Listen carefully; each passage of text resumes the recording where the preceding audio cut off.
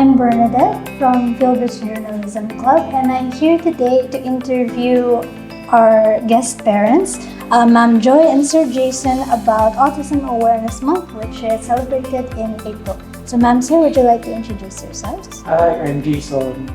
Hello, I'm Joy. We're the parents of Hael. We've been here in Dubai for almost 16 years now. And we had Hael in 2018.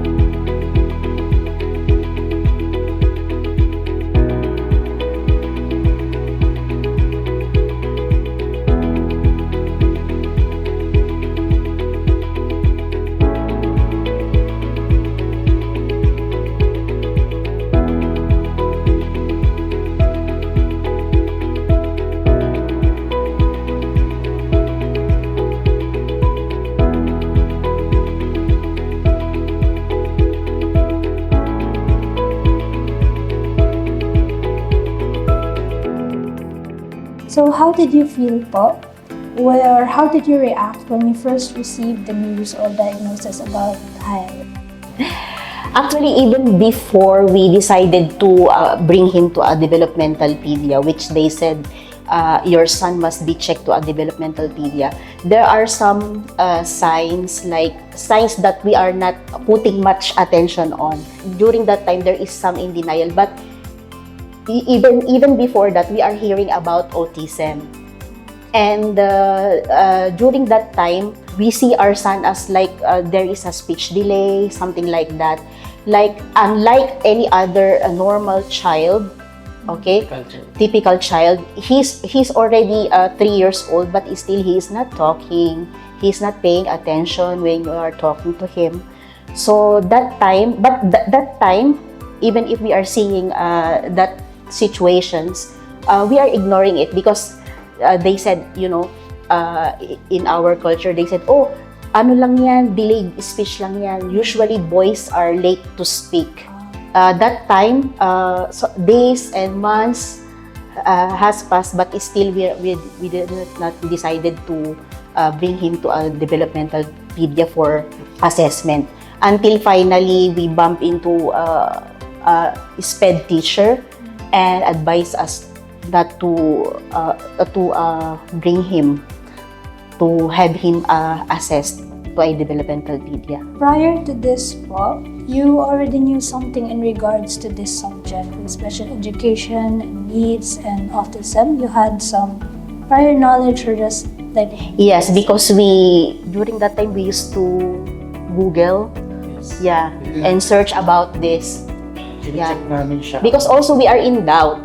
We are concerned, but also we are also in denial because we don't want, like any other parent, they don't want their child to be, How did your friends and family po react to the news once you told them about the diagnosis or the results of the test? Sa atin kasi mga matatanda, mahirap nila tanggapin sasabihin nila, dili lang. Kasi sinasabi na nila nung araw, walang ganon. Pero ngayon, sinasabi nung ibang kaibigan namin, okay lang. Kasi nakita namin yung volume sa dami namin magkakaibigan dito. Sabihin mo lang sa 10, 4 kami may anak na may ASD. So doon namin lalong nalaman na may dumadaming case, tapos yung anak namin, ganun, tapos di siya nakita. Like in all developmental stage, he is late. Until finally, why also he is like he's already 3 years old and he's not talking yet. So you mentioned po na, you actually have friends po that are in the same situation as you. So how did that make you feel po, realizing or knowing that? But in fairness to them, most of them are positive about it. Like they said, oh, he will be okay, magiging okay din yan. Just do whatever needed to be done for him to be okay.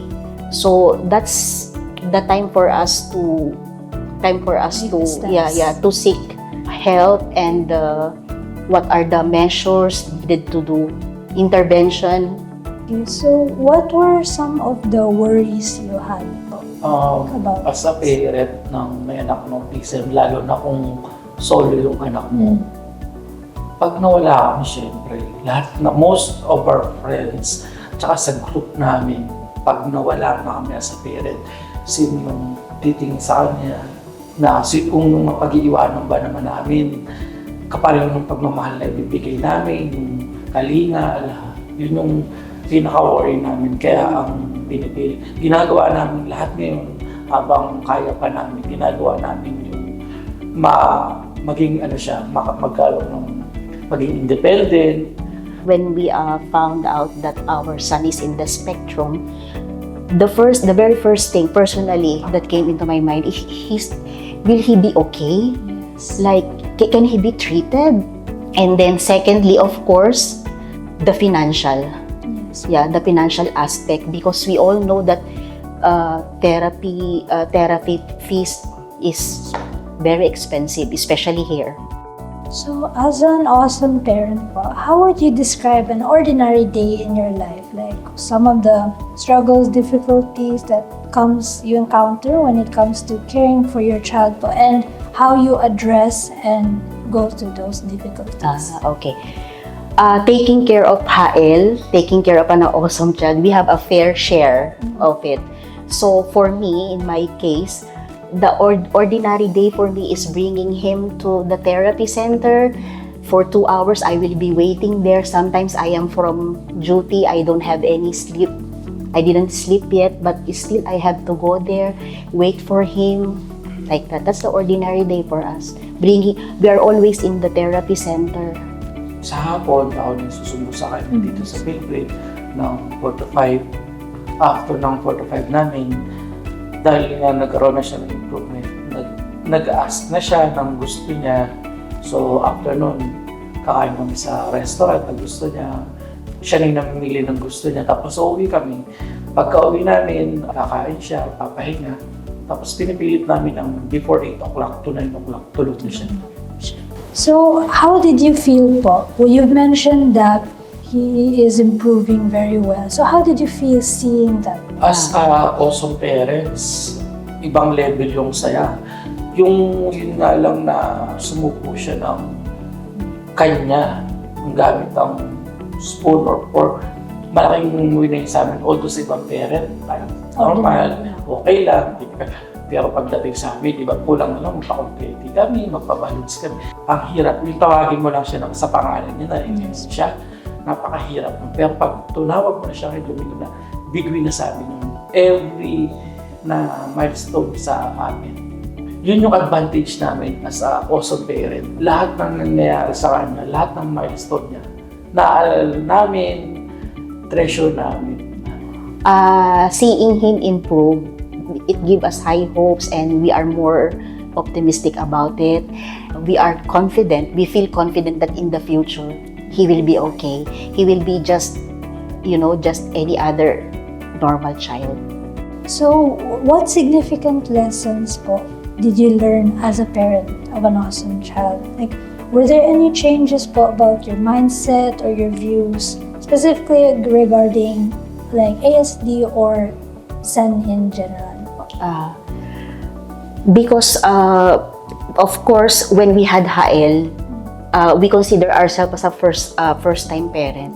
So the significant lesson we learned from that is like we as a parent, we should be more open to criticisms when it comes to our child or advice like that, because at some point we've been in denial phase regarding with the condition of our son.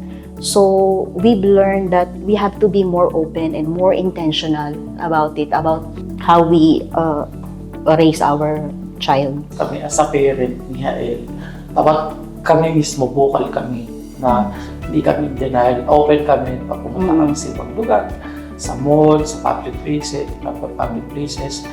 So besides affecting po the developmental aspects of an individual, quite often ASD po is accompanied by certain health conditions. So if you're comfortable with sharing, has Hael experienced something like this? Actually, even if Hael is in the spectrum, he doesn't have any health issues.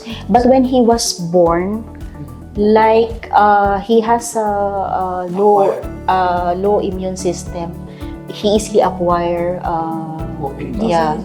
disease. But after that, when he was 2, he's okay. The time that he was diagnosed with ASD, we didn't see any Health complications. or any health issues, and we are thankful for that.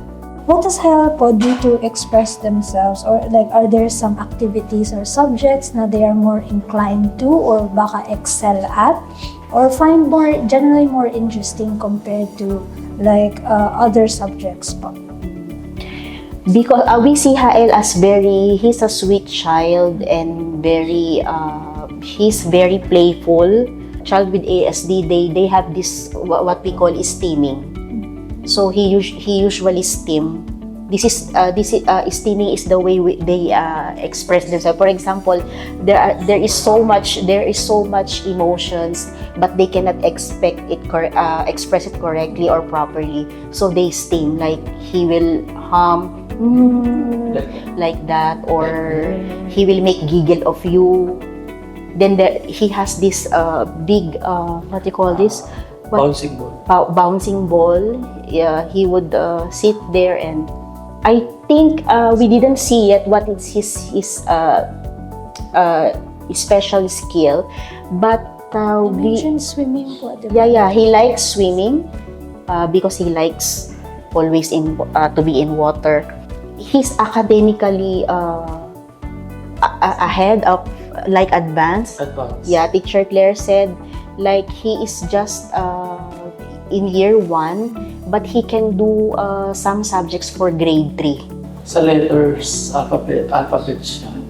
Kaya niya kasing Korean, Russian, English, tapos hindi ko lang alam yung iba kasi marami siya. Kasi sinusulat niya eh. Like, he will just watch it one time and One then time, twice, he knows it already. Yeah. Have you heard po yung the term photographic memory? Hindi naman siya as Maybe it's light, but not slight lang siguro, pero hindi ganun but not as totally. Pero ang pinaka-masaya kami dun yun, nakakanta niya pa siya yung alphabet song ng kung Russian, makakanta siya. Tapos kaya na rin kumanta ng alphabet song na pabaliktad. So, aside from the financial and educational side po of having an awesome child, what more do you believe as a parent on a personal parent-to-child relationship? What more do you believe you can do po to support your child? Una, mas maganda sa Autism Awareness kami, tsaka sa mga parent din. I-treat nila yung bata as normal na pag nagkamali, sasabihan mo lang ng konti na kung anong alam mo as a parent, alam mo naman yung boundary mo. Having a child with ASD, your intention or you're always envision that your child will be independent. So our target in raising him is to be a independent child. How did having Hael change you po as a person?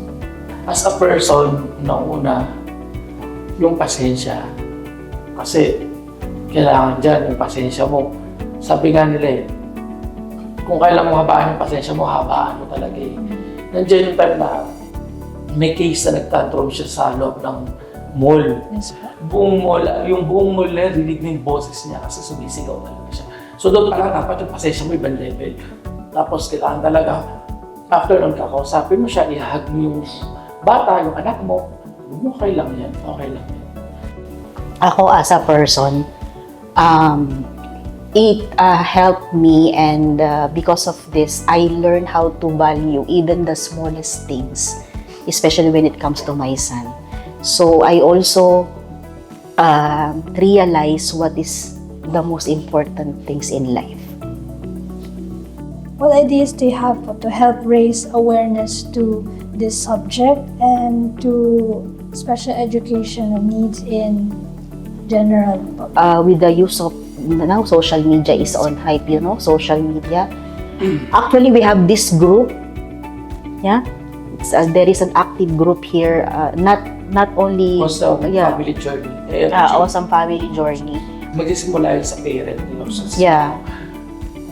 Lahat mo tayo may social media na ngayon. Pag nag-post ka ng stories, nag-post ka ng picture mo, kahit na nag-post, nilalagyan ko na palagi ng awesome child, awesome warrior, awesome kid. At least, yun yung isang way na masasabi, malala ko na ibang tao, ay, may ano pa. So to close off, what message or advice would you give to like people, parents, guardians who are in a similar situation to you? First, do not just accept it, embrace it, like live with it. Yes, because that's the only time you can do better. You can do better to your child. As kayo muna yung makakatanggap bago ibang tao. Kasi pagtanggap mo na siya, yung anak mo ng buong-buo, yung sitwasyon, kung ano man siya, matatanggap din ng ibang tao. Dapat yun yung pinaka-importante. Tsaka wag silang makikinig sa iba. At even though you're a first-time parent, may gut feeling kay, sundin mo yung nararamdaman mo sa parent. Do not blame yourself. Walang may kasalanan. Walang may kasalanan. Yeah. Hindi hanggang until now, hindi pa alam. What's the cause? What's the, Kasi diesel na, until now, pag pinagtatanong sa amin, namamana ba yan? Wala. Tapos complex po siya. Because some other people who is not familiar with this with ASD, and those people who have negative views about, like they will say, kasi hindi nyo kinakausap or hinahayaan nyo lang kasi mag-TV, ganyan, mag-gadget. Kasi ang inaano dyan, do not compare. Iba-iba parang di ba tayo mga tao, iba-iba DNA natin. Sila kasi nako-compare palagi. And also we want to tell other awesome parents that the development also, do not compare. For example, our son, he can do this, but their child is not yet in that phase.